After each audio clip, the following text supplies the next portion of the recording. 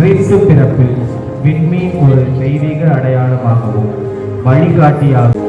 ஆனால் இவ்வுலகையே ஆள வந்த நம் இரட்சகராம் கிறிஸ்து இயேசு பிறந்த இடம் மாட மாளிகை அல்ல, விலையுயர்ந்த பொன்னும் பொருளும் ஜொலிக்கும் அரண்மனையும் அல்ல.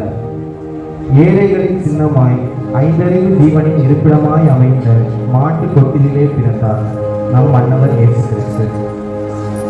இதோ நம் மன்னவர் பிறந்த இடத்தை கண்முன்னே தத்ரூபமாக எடுத்து காட்டுகிறது நம் கோவில்.